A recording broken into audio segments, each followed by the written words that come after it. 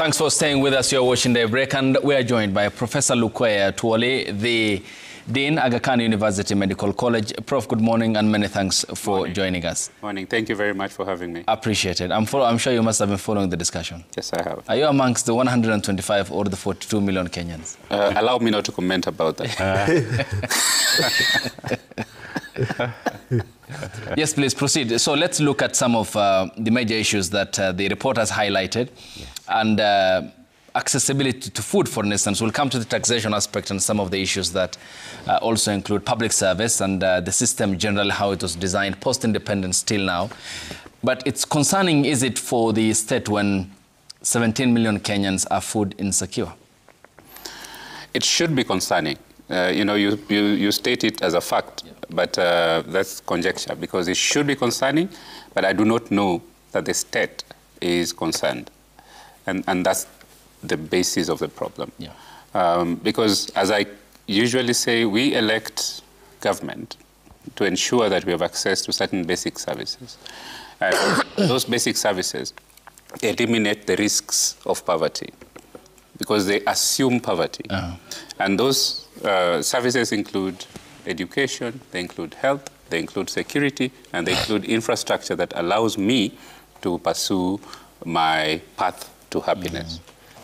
So poverty means even those channels are blocked. And in this country, despite the fact that people are paying a lot of money, though people who are working are paying a lot of money for everybody to access healthcare, we have the challenges that you are hearing about every day. Despite the fact that we are paying huge taxes, we still have the challenges in education, as we do. Despite the fact that we are paying huge taxes, there's still the challenges around security and infrastructure and so on.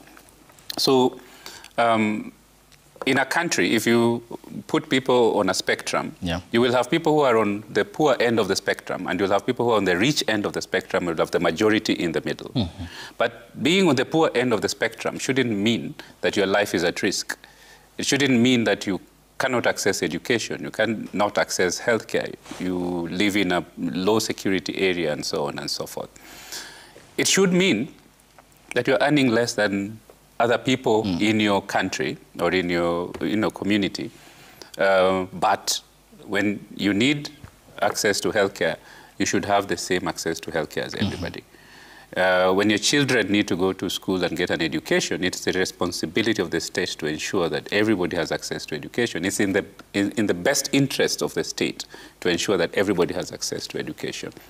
It's in the best interest of the state to ensure that when somebody wants to sell sukuma wiki, they have access to a market to sell their sukuma wiki and so on and so forth. So that there is a minority who will be on the poor end of the spectrum because of things beyond their control, and those are the ones that the rest of the society takes care of.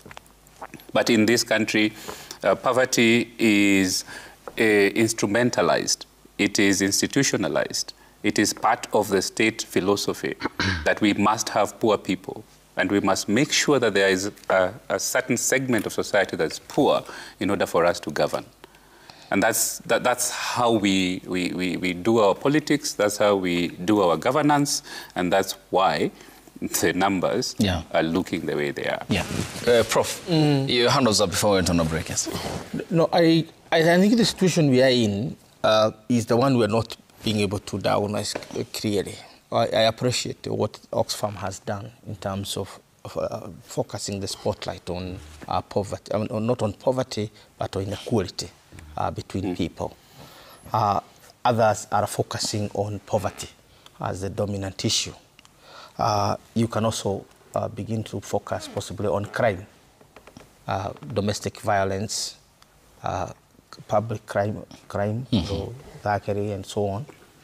And the rise of the so-called the goons industry. 130 in Nairobi alone. The goons industry is on the rise. The number is going up. So, but you see, you're simply talking about consequences. You have not looked at the cause.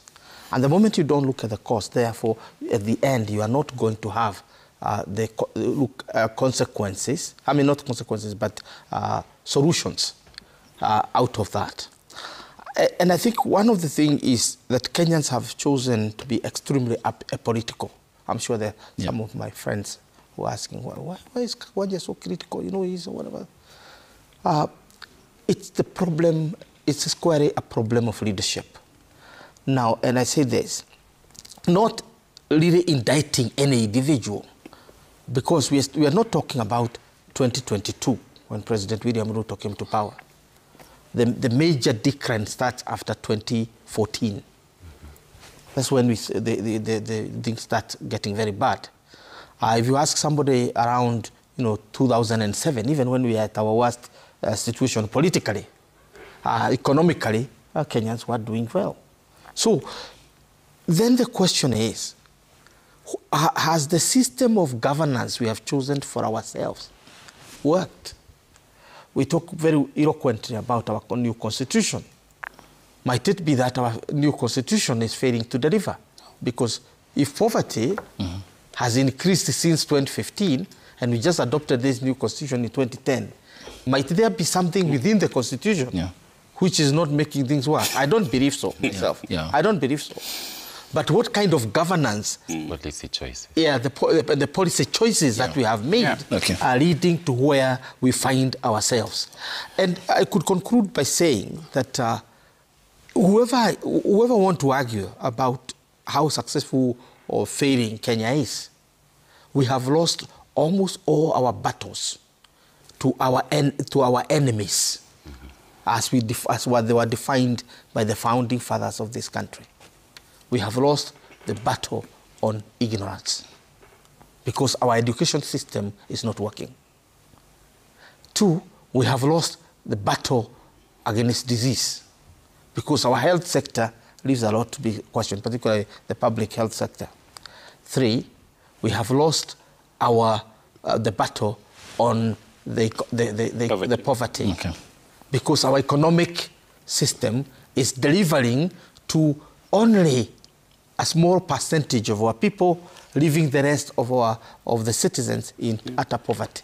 So, conclusion is we have lost the battle. I think lost the front. I think on the question of the constitution, I am one of the believers in the fact that we got a progressive constitution in 2010, and the constitution was a product of history. It was a product of a history where we had, a dictatorship.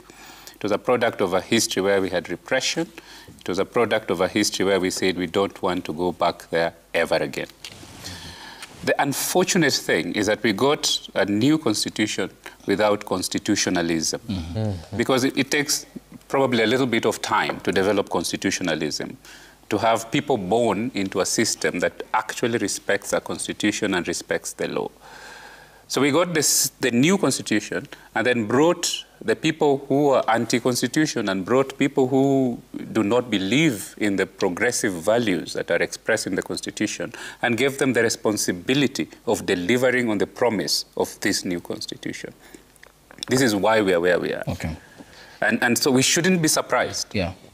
We shouldn't be surprised at all because we designed this system to deliver on what it is delivering today.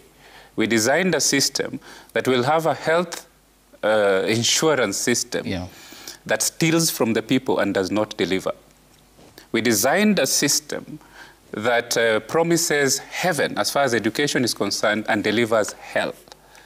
We designed a system that promises prosperity to the entire republic and delivers complete destruction for the majority. That is what we designed. I'll come to you, Doctor. Allow me to get Roger. Yes, Prof, the two profs were talking about public services, and I just want to maybe put more context to that discussion on education and healthcare. So for education, capitation for primary schools, 2003. I know the professors know this. We had capitation during the Kibaki era of 1,420 shillings per student, per learner, primary schools.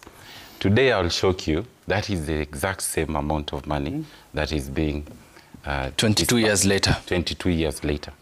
So if you do in real terms, if you correct it for inflation and all that, and take that amount back, today that amount of 1,420 shillings is like 250 shillings. What you could buy with 250 that time is what you can buy now with 1,420. For us, even just to normalize and get the free education that we still target as free education. It's not in terms free. Of our system. It's not free. But the actual cost right now of the rightful capitation, just for us to equate the Kibaki era quote-unquote free education, should be 8,470. So one of the things that is fueling all these issues of inequality is because of underinvestments in education. Okay. That is one. Number two, when it comes to, for example, issues to do with healthcare, the system that we've adopted, everybody, we are so happy. The structure and the plan within BETTER, the bottom economic transformation agenda. Economic transformation agenda was focused on the hustler, or the people at the bottom, so the poor. The idea was, let's come up with a system that can be sustainable and fund and bring a lot of people together and cover them. So the problem is this, that SHIF in its structure today is based on premium contribution. So you contribute using premiums. And Professor Lukoya will tell you that the burden of this premium is on the 4 million or even the active contributors. Active, yeah. 3 to 4. Yes, the rest of the people, we have 80% of our economy is informal. How do you ask someone, and you said 46% of Kenyans live below 130 shillings. How do you ask them to have like a lump sum of 6,000 shillings? For the annual premium. For the annual premium. It's close to impossible. It's close to impossible. I know in terms of structure, Kenya was trying to mirror designs in Germany, or even designs in our neighborhood, Rwanda. But what has worked and what will work in this country is for us to do direct investments in public services through tax funding. Funding. Okay. Yes, Daktari. I'll come to you, Prof. Nationalization. I like what my brother is saying. You know, good and wonderful ideas can be better if they are realistic too. And that's what my brother is talking about with the challenges with the SHA. The medical professional is here and he can tell you. And I like what Prof here has just said about our constitution. We brought new wine, we poured it to old wineskins. And you see the tragedy that we have. You know, we had one of the most liberal constitutions around the world. But then implementing it has become a challenge because the critical individuals at the critical positions of society are actually not very constitutional in terms of their thinking, in terms of their attitude, in terms of their disposition. And I also like what Prof was saying about our monumental failure in PDI. PDI, P for poverty, D for disease, and I for ignorance. But the point I wanted to add into this general conversation is the worst kind of poverty anybody can ever be in is actually food poverty. And the report says about 17 million people suffer from food poverty. That is the best way to kill any society. And I say that because in 3 fundamental ways, food poverty undermines who we are. Friends, particularly for those of us who are products of the village, food poverty defined, ability to feed your family and to house your family actually determined social standing and communal confidence of a man. The definition of a man in my village where I was born, bred, and educated is actually the ability to feed your family. If you start playing around with me, chances are very high that I will tell you, and if I put it in my language, you don't feed my children and my wife. You know, so it defines the dignity of a man. Any man who suffers from food poverty is in the second point is that you know, it undermines you know, our ability to cope with the unpredictable rhythms of life when you don't have food. Decisions of, let's say, rain and drought. You know, it makes the fundamental organization of society, which is the family, actually to be very vulnerable. And finally, it curtails future possibilities for the development of the country. If my father and mother were not able to support some of us at that level of the family, Ayub and my colleagues around this table, you would not be knowing me today because I could have not had an education. You get that? So I think that is something that is a wake-up call. That today we have people in this country that is almost nearly getting to you know, half of 55 million people. If 17 have no access to food, then what are we telling the world? I like what I think it's Jawaharlal Nehru, the first Prime Minister of independent India, who said that a country that cannot feed itself is like a table with 3 legs. Jawaharlal Nehru. Yes. Prof, coming to you. Let's now boil it down to the systems. And ideally, what was meant to have been rational post-independence proved out to have been a government that had focused on the tiny minority, the oligarchy around power. Tenderpreneurship had deepened, which informs partly why successive administrations have been burdened. And how then, to address this particular problem, do we then prescribe the solution towards the burden that any presidency comes in with, one, in offering regional balance at the cabinet level, where now incompetence creeps in at the expense of balancing and political baggage that he carries, two, and then thereafter form a government that works for the tiny minority who enjoy the plenty of the pleasure, while the majority will end up being poor and we remain with the same status quo. The perpetual menace. How can we put that to stop, given the lessons we have learned from the setting up of new administrations in our country? Wisdom requires that if you find that you're in a hole, you stop digging. And therefore, you take stock of what has happened to you so that you can get out of the hole. If you start digging, then you are increasing your problem. And I think what we've been doing here is digging when we are in a hole. First and foremost, we identified at the beginning what our priorities and were as a people and a nation, and what values we were to follow to get the same. And those are not just in public domain. We sing them every morning at Chief's Camp when we are raising the flag, at Harambee House when we are raising the flag. So across that whole continent, we know what needs to be done. We need to defeat the 3 enemies of our people: poverty, ignorance, and disease. We have said that. PDI. PDI. We need as well to ensure justice, equality, and fairness to our people. That's in our national anthem.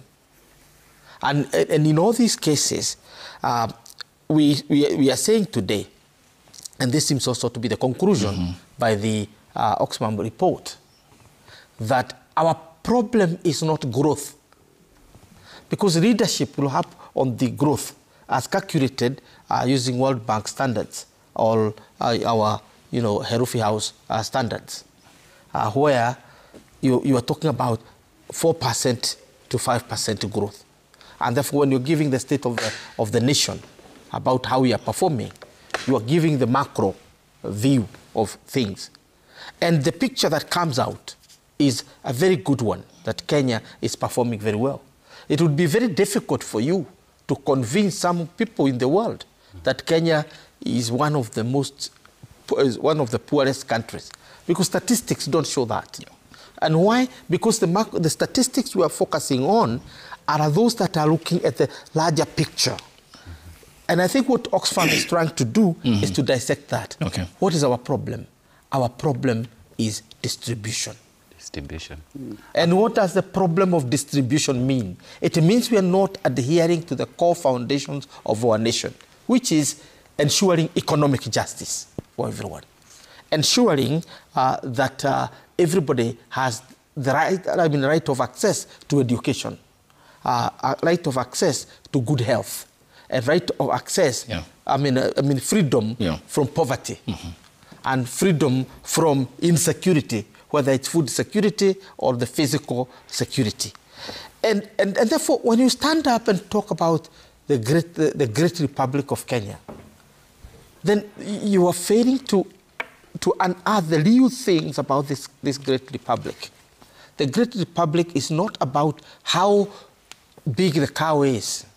It's about who milks it and how that milk is distributed. Yeah, which again comes to inequality and stuff. Yes, yes, Rogers, your hand is up before you go to Prof. Yes, when talking about the system, yes, and the president has been very clear about his dream about the first-class, first world status for the country, and he estimated around 30 years for us to get there.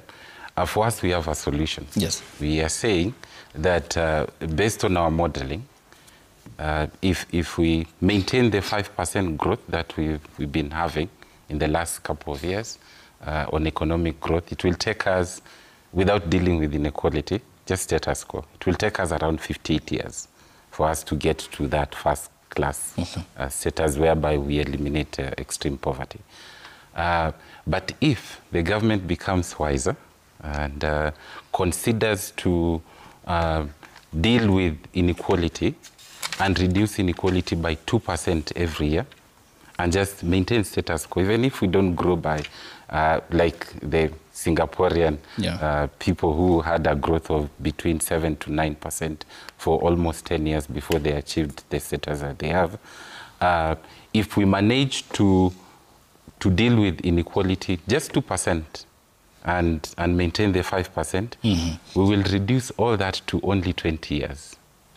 So the dream of a first class or first world status of the country is possible if we decide to act on the problem of system, which is called inequality. Okay. Yeah, I think you spoke about the risk of trying to have diversity, and how it then results in getting idiots in decision-making positions. I mean, I'm paraphrasing what you say. Yeah. But I would like to challenge that and indicate that diversity is possible and necessary for the equity that is being proposed. Because if you stay in your own echo chambers, you tend to do the things you think are possible, and you don't learn from other people. There are clever people in all communities in this country. You can design a cabinet that has clever people from all communities in this country. You can design a cabinet or a team that has clever people from all religions, that has clever people from all sorts of political persuasions. So it's not a limitation that the Constitution introduced by requiring diversity in all bodies. It's not a limitation. It's actually an advantage because it forces us to look beyond our echo chambers and look for people who are outside of our circles, who are also clever, and bring them into our circles and hear their views, and they help us to make better decisions. So it's not, the Constitution is not the limitation that resulted in the inequalities and iniquities that we have. The Constitution was a window to how things can be better if we make better decisions based on where we were coming from. Yeah, and also depending on the point that you have just submitted, how then the administration of the day at any given time can prioritize merit, competent. Absolutely. And also doing with the regional balancing at the expense of incompetence. So you can have regional balance and have competence. Yeah. And they're not mutually exclusive. Yeah. You can't tell me that if I went to the smallest community in this country, I will not find a clever enough person to ask their opinion about how this country should be run. There are clever people in every single community in this country. So that should not be considered a limitation in decision-making. It should not be considered a handicap that results in the poor decision-making we are doing today. It should not be the handicap that results in the poverty that is predominant in this country. Yeah.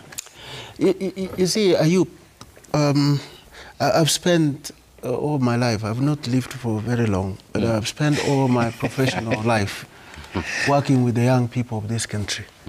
And I'll tell you and the viewers this morning for free that Kenya may suffer from,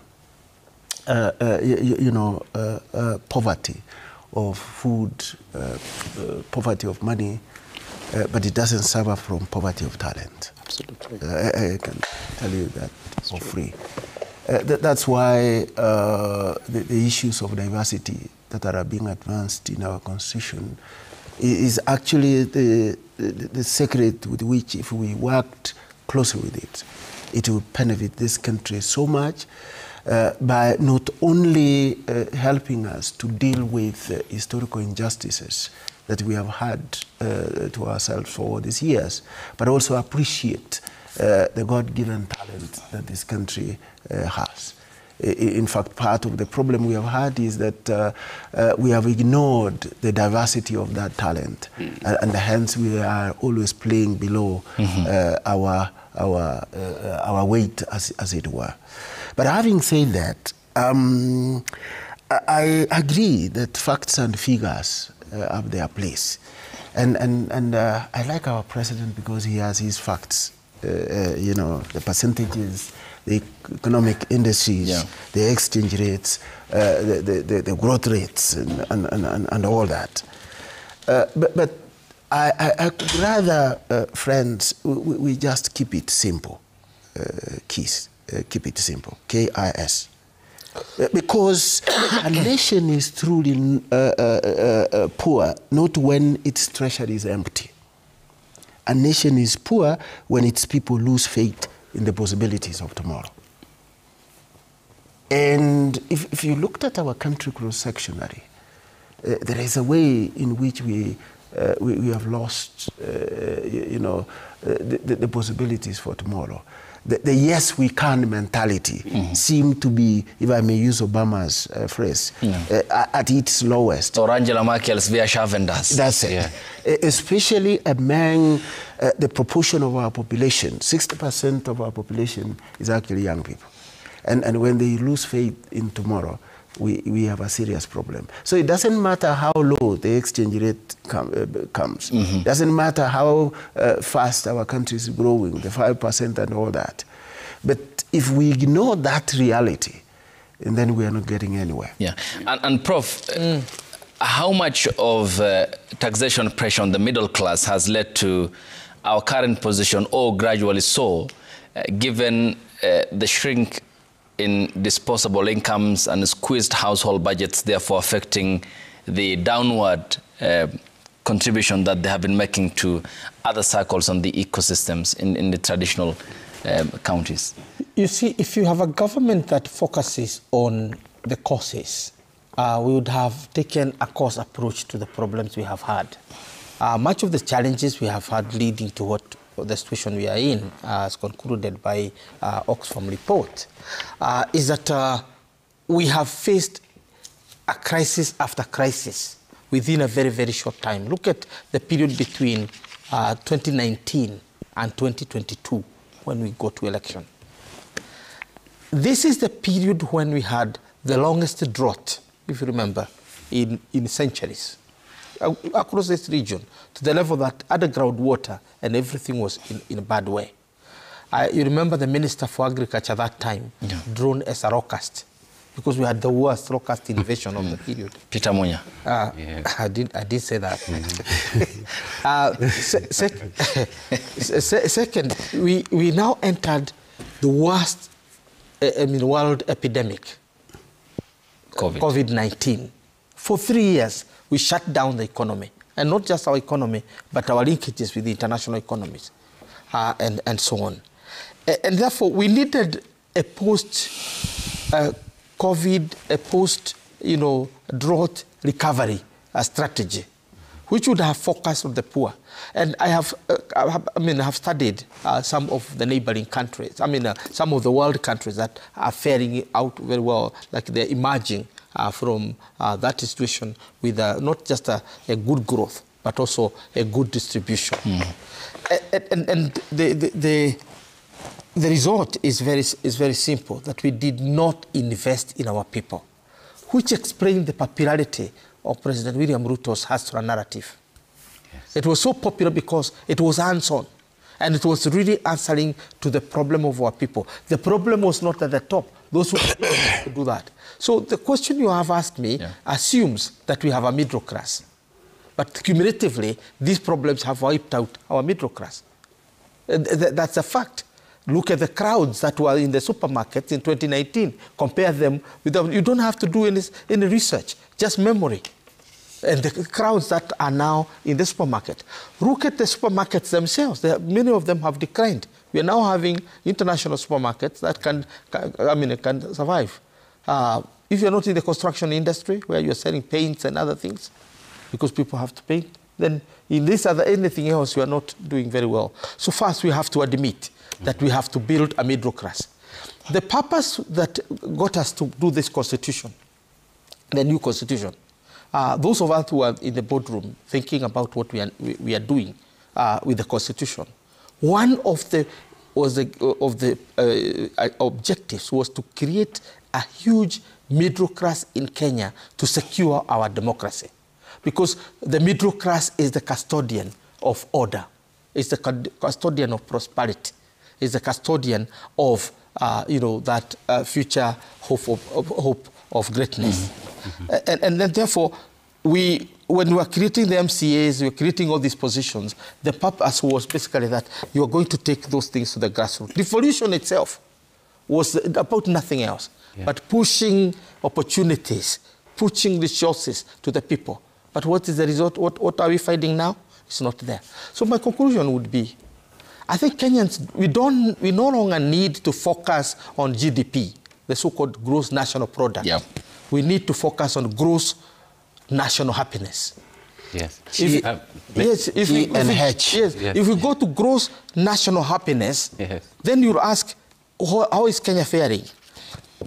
Out of 145 countries that have been studied in the world about whether the populations are happy, you can go on talking about how we are performing in GDP, how we are performing this, how we have conquered the dollar, we are doing very well. But the question is, in the gross national happiness of your people, how are we performing? Kenya is 118 countries. Yeah. Prof, we have even this is what we recommended in the report, on the mental health and happiness report in 2020. Yeah. Yes. Yeah. So we need to refocus our attention from this other growth, that, into what matters to our people. And what matters to our people? It's their happiness. My kid went to school. My family is healthy. There is food on the table in the house. The roof is not leaking. These are the basics. And these are not for individuals. I can have apartments in Nairobi, 1 block, 2 blocks, 3 blocks as an individual. But is the Kenyan in the village able to shelter in their own houses where there is no rain? Are they able to put at least one good meal per day on the table? One good meal. Yes. And are they able to take their kids to the hospital where they are treated and get well when they are sick? Okay. These are the basic questions. I'll come to Roger Sandaktari. Prof, to you. Yeah. Should then be submissions that are quite elaborate. Should our focus then be on the basics now, or should we have been talking about a prosperous country given our richness in terms of the human resource and the talents that Dr. Mbongi talked about? Yeah. Therefore, it's also a moment of stock taking is then auditing ourselves.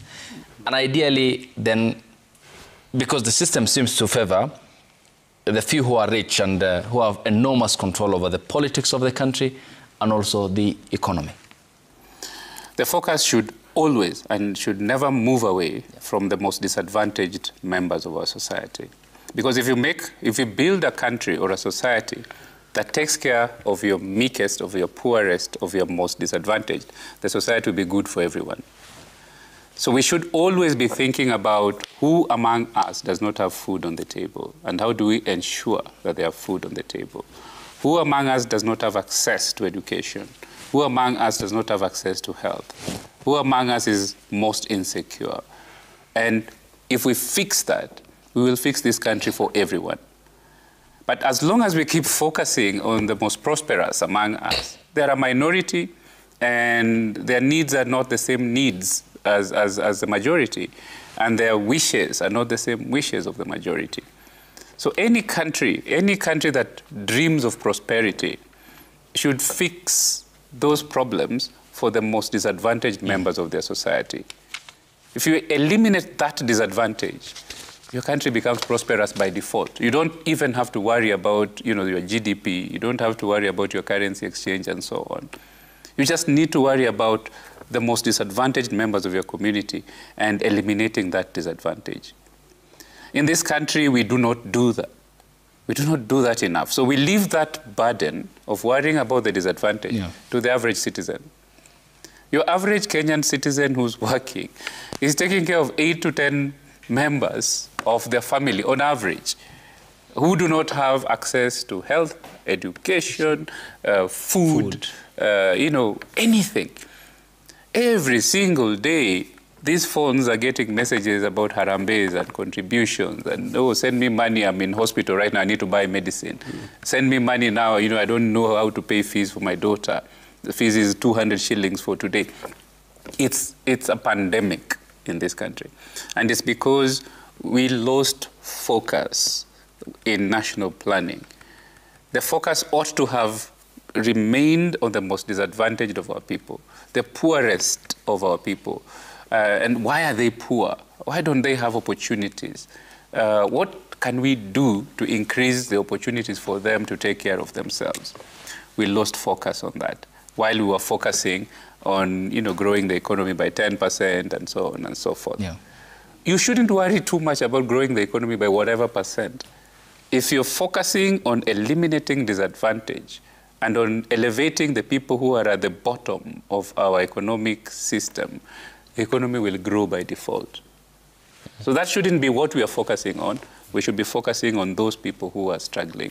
Yes, Dr. Yohannes, welcome. Yeah, just a couple of things. Speaking from where Prof has left, the breakdown of that, traditional support system that we have had over the years, or what the political scientist, Professor Goran Hayden, used to call economies of affection, economies based on our kinship, lineages and clan. That's why I say that the situation we are in now is really making us socially very vulnerable, because this traditional support system is actually crumbling. We are not able to support these protective waves of kinship, clan and brotherhood as we are expected.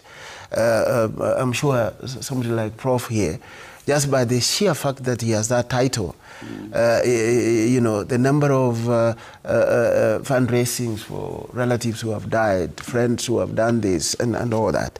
But that is not the key point I wanted to mention. Ayub, I have the privilege of teaching a course we call History of World Revolutions. And I'm sure a few of my students could be listening to this. If you are in a situation where you have a population that has nothing to lose, this is what Prof was calling middle class, you are sitting on the throes of a revolution. If you read the history of the French Revolution, the Haitian Revolution, the nationalist revolutions in Africa. Just in Sudan in 2019, the bread revolution. You are actually sitting on the troughs of a revolution in any country. Today, just try it one of these fine days as an experiment. You are a man of the media. Go to town. For those low-class, people from the east ends of our city, there are many men who fear going home early because they have no money for unga, they have no money for milk, they have no money for bread. That is, for me, something that we need to think about. And if there is something that the Oxfam report has done, is to give us a very loud and eloquent wake-up call as a country. That we need to seriously think about these things that look mundane, particularly if you look at them from high political and lofty political platforms. But as I said earlier, let's just keep it simple. Enable that ordinary Onyancha or Otieno or Karaoke to put food on his table and to have a roof over his head and to have clothes over his shoulders and the shoulders of his dependents. That, if we took care of that, we will not worry about the national gross product. We will not worry about growth rates. Because Kenyans are known to be very hardworking. We have proved it elsewhere. If you go to Rwanda today, the men and women transforming that country are actually Kenyans. Go to South Sudan, I'll tell you for free. Even the most difficult environment emerging in Tanzania now, I said in this forum that one time I went to the southernmost part of Tanzania, a place called Songea, the countryside of it, and I found 2 Kenyans selling stationery on motorbikes. That is amazing, how amazing we are. Every time I go to Minnesota in the U.S., and I find villages of my own compatriots there doing it well. I mean, it tells me that we have no shortage of hard-working men and women. The shortage we have is actually a supportive environment that will let these men work hard and grow and feed their family. And the environment has not been supportive, is it? If you are, Rogers, to even further break it down here, given what the Jukwaa la Usalama report yesterday revealed, Nairobi alone has 130 criminal groupings. Talk of Bungoma, Murang'a, Machakos, Kilifi, Mombasa, Busia, and Kakamega. And the exploitation is what Prof. Daktari points out, is it that's pushing the country to the brink of political uncertainty, given the national security threat that they pose, given that they are unemployed and probably have families to feed, and therefore the dependence is on the political parties and players who will end up further exploiting them at the expense of political convenience. Yes. Remember when we talked about inequality, we said it's a matter of contrast. And the Asla narrative really rides the wave, or is currently still riding the wave, because people are seeing, I don't have this amount of money, the other person has this amount of money, and then it is fueling a lot of anger. We saw it last year during the protest. It's fueling a lot of anger, and the revolutions that has been talked about here is something that we've been seeing coming from the perspective of inequality. On the issue of the job market, the report describes the job market in Kenya, which is fueling all this crime in Nairobi, for instance. We describe it as insecure. We have issues of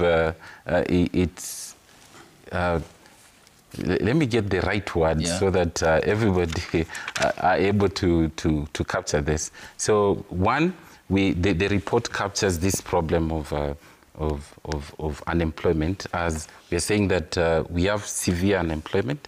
We have our job market is more and more and increasingly becoming informal, and more of it is insecure, because you get a job today, just kazi ya mjengo kesho, and then it's gone.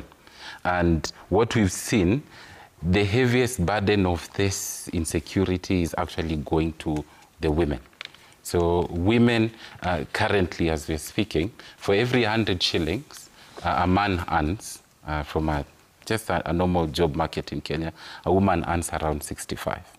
The 5 times of all the unpaid care work in Kenya, in all our form of job market, is actually burdened on women.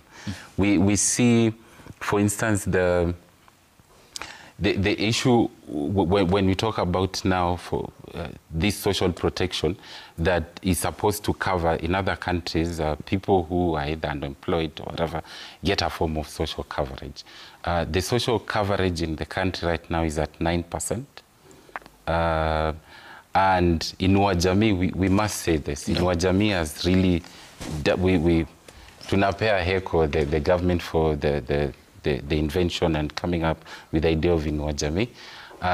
But it's very much underfunded, and with the amount that is being given through the Inua Jamii is way below the poverty rate. So again, it's not dealing with the problem. So in many words, we are saying that the public services that are supposed now to lift people out of poverty and to lift people out of all these problems of inequality and problems of either employment and unemployment or just not having jobs, is the public services must be universally free, and it should be free at the point of use. Because on paper we can say, for instance, the way we are saying right now, that education is free, but at the point of use, 1.1 million kids today, school-going kids today, don't go to school because either they are being asked to cater for what capitation should have catered for, and that is a problem that we need to check. Just quickly, on the issue that Post was talking about on the regressivity of taxation in the country. Today, our tax system, when you look at the reports of KRA, 54% of our tax revenue comes from indirect taxes, or what we know as VAT and sales taxes. These are very regressive because, you know, when VAT goes up, it increases all the cost of food, everything that is in the economy. So it affects disproportionately the poor.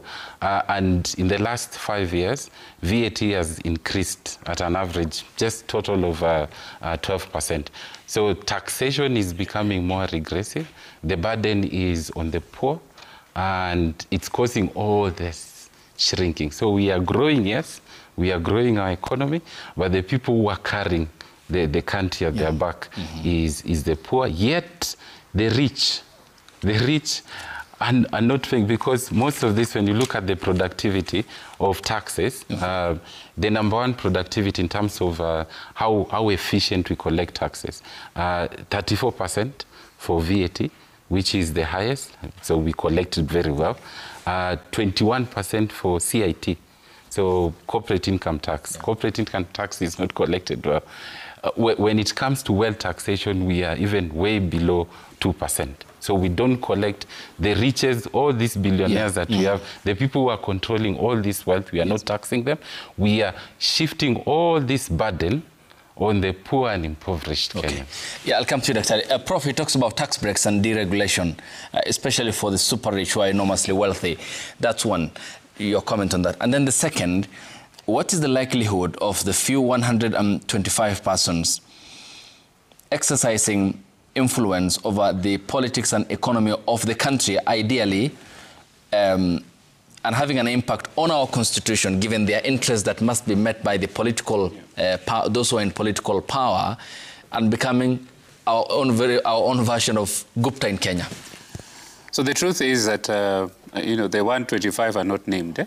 And if they are named, you will know them. Yeah, but we know them. You will know they don't have to be named. You will know them. They are not industrialists. No. They don't create any value in this country except their name.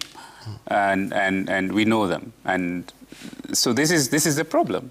Because if there were industrialists, if there were people who create value in this country, then you wouldn't have a problem with having 125 trillionaires and so on and so forth.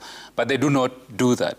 They leech on the poor that we are talking about. They grab from the children who need medicine in the hospital. They steal from the kids who need education and so on in order to become that rich. So out of those 125, I might tell you about 100 of them are thieves. Yeah. Okay? Maybe 25 are, people who really create value and so on and so forth. So that's, I think, the foundational problem. I do not think that if we changed our tax system and try to tax this 125, that we will become more prosperous. I think we need to look at the foundations, look at the system that created this 125 and deprived the remaining 50 million and ensured that these 50 million do not lack the fundamentals that would allow them to also be just as prosperous as this 125.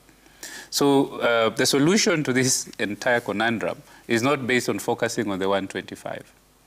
It's based on focusing on the at the bottom. Focusing on the bottom and ensuring that everybody has access to the same resources, to the same opportunities that the 125 had. And yes, so the richest people in this country are politicians. They're the ones who are controlling the economy. So when you ask about the impact on the implementation of the Constitution, the impact on our political governance and so on, they're the ones in charge. In fact, the reason why our politics is so vicious is that we have conceptualized getting into competitive politics as the path to wealth. So people will kill to get into political office. Yeah. People will sell everything they have to get into political office because it's an investment to become one of the 125. So that's the problem. I think we need to disincentivize this. Yeah. We need to make politics, mundane. We need to make it not a path to wealth. We need to make hard work and investment the path to wealth rather than getting into politics. Thank you. Briefly, yes, and to you after Dr. Yes, on a light note, Prof, I know a colleague who sold everything. He went to politics. An MP and he didn't win. Yes. Now he's among the urban poor. You can imagine. But that is not what I wanted to say. You see, Ayub, what sold the Hasra narrative and created a situation which was like the Obama-like euphoria in the U.S. is the promise of dealing with the acquisitive tendencies in our midst. Acquisitive tendencies, what Marxist scholars call primitive accumulation. Yeah. And that's why some of the initiatives that the current administration and the president have brought in, from Kazi kwa Vijana, Nyota Fund and all that, they sound really wonderful, and they could probably achieve one or two things. But how I wish we very clearly understood what matters to the ordinary Kenyan. And it doesn't need rocket science. The social dimension of things, social development, really is what matters. You know, Kibaki looked like a genius, a political genius, when on the first week in office, he said all kids should go to school for free until Maruge, a 97-something-year-old man, decided, went back to class. I'll take advantage of that. That is what matters. Healthcare is what matters. Okay, you can build skyscrapers, you can build some of the best infrastructure, but if people's children are not going to school, and they don't look like they are doing well, if people are not getting access to healthcare, how I wish the model would be refocused. Thank you. To give new hope and probably increase what Professor Kawanja was calling GNH. Thank you. Gross national happiness. Yes, Prof. Final comments briefly. I will be very brief. That the security of this nation depends on how we deal with the fundamental questions that was set by our founding fathers, that we need to address food, which is the domain of poverty. We need to address health. We need to address education. That is the only way we can secure our country.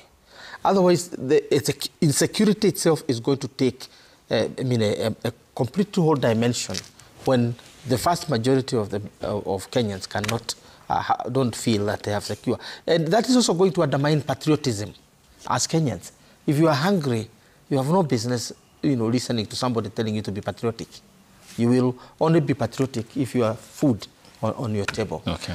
In other words, we need to focus on gross national happiness. Thank you. Not gross national product. Thank you. Let's sample the feedback here briefly on the broadcast. The hashtag on X is Citizen Direct. The SMS code is 22422. The first one, Bob Otieno says the Oxfam report has exposed how poor governance, corruption, nepotism, and more so tribalism has widened the gap between the rich and the poor. Majority contributed by the political class. And he says, wonder everyone wants to run for any political seat. No wonder he means. Next is from Frank, who says Kenya's latest poverty report paints a tough picture. More households struggling, essentials out of reach, and inequality widening. Leaders can't ignore this. Real relief, real jobs, real accountability must take center stage. MC_Ruma says, Jem Karaoke warned of a Kenya with 10 millionaires and 10 million beggars. Decades later, the gap is wider than ever. Poverty is man-made, a system designed to keep the poor desperate and useful only during elections. This is the tragedy of our society. Wangai says we have government-manufactured poverty in Kenya for political expediency. The rampant corruption the government oversees is systematic and intentional. We have seen money being used to compromise and manipulate voting patterns, taking advantage of poor Kenyans. The last one is from Frank, says food poverty now affecting 17 million Kenyans, a clear sign of how dire things have become. Poverty strips people of the most basic human needs, the ability to eat, stay healthy, and simply live. Hunger is a national failure driven by poor priorities and weak governance. Many thanks, Prof, for your time. Many thanks, Rogers. Many thanks, Professor Kagwanya and Professor Lukwe, and to Dr. Ombongi. Thank you. Appreciated your presence here. It's highly valued. It's a pleasure to be here always. And your input as well, Asante. Thanks for waking up with us here. Up next is Health and Lifestyle with Safin Achieng Ouma, and I'll see you tonight on JKL. Till then, good morning.